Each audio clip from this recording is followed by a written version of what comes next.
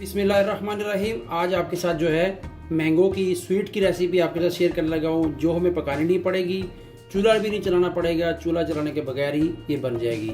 चलिए तो स्टार्ट करते हैं। मैंगो दो थे, दोनों मैंगो को मैंने काट लिया है, छिलका उतार के। एक मैंगो थोड़े बड़े पीस कर लिए, एक जो है बिल्कुल इस तरह से छोटे छोटे पीस कर लिए। देखें, अब मिल्क शेक वाला जग लेंगे, जग को अच्छे साफ़ कर लिया। इसमें 1 कप आप जो है फ्रेश दूध का डालिए। फ्रेश कच्चा हो या दूध कच्चा हो या पका हो कोई प्रॉब्लम नहीं है। दूध 1 कप डालने के बाद जो हमने बड़े पीस मैंगो के काटे थे, बड़े पीस मैंगो के सारे इस दूध में डाल देंगे और इसको हम करेंगे अच्छे तरीके से मिक्स। एक हमारा गाढ़ा मिल्क शेक, ये देखिए मिल्क शेक टैप हमारा एक टेक्सचर बन चुका है।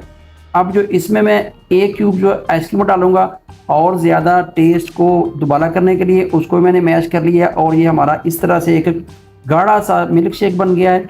इतना गाढ़ा करना है कि आपके जो ब्रेड्स हैं वो इसके अंदर अच्छे तरीके से डिप हो जाएं और अच्छे तरीके से मिक्स हो जाए। अभी ये बिल्कुल तैयार हो चुका है।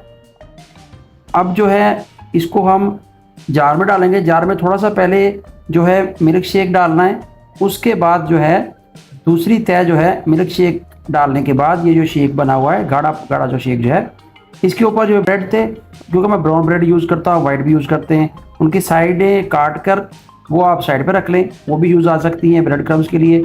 और ब्रेड के जो पीसीज हैं इस तरह अच्छे तरीके से ऊपर आप चम्मच की मदद से इनको इसके ऊपर ऐसे मिला दीजिए, थोड़ा दबा दीजिए, वो अंदर दब जाएगा। और इसके ऊपर जो बाकी बचा हुआ हमारा मिल्क शेक है वो डाल दिए। उससे पहले थोड़े से मैं किशमिश डाल रहा हूँ, ये ऑप्शनल है। आपने अगर किशमिश डालने हैं तो आप डाल लीजिए, किशमिश से भी जो है मज़ा जो है दोबारा हो जाता है।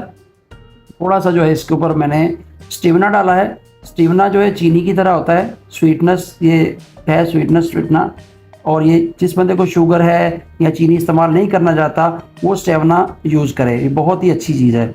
इससे आदमी की शुगर लेवल जो है वो बरकरार रहती है, शुगर ज़्यादा नहीं होती। अब जो दूसरा बचा हुआ था शेक वो इसके ऊपर डाल देंगे इस तरह से, और ब्रेड के क्यूब्स को अच्छे तरीके से आप ऊपर से कवर कर देंगे। और इसके ऊपर थोड़ा सा मैंने और किशमिश डाल दिया है, खूबसूरती के लिए, टेस्ट के लिए। जायका बहुत लाजवाब होता है जब हम किशमिश भी स्वीट डिश में डालें। अगर आप डालना है ठीक है, नहीं तो नो प्रॉब्लम।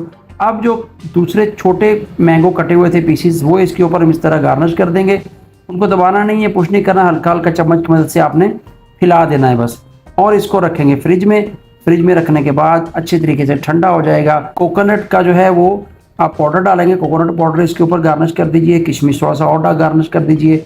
ये अभी जो है मैं कोकोनट पाउडर डाल रहा हूँ, इसके साथ भी बहुत ही प्यारा और मज़ेदार लाजवाब टेस्ट आता है।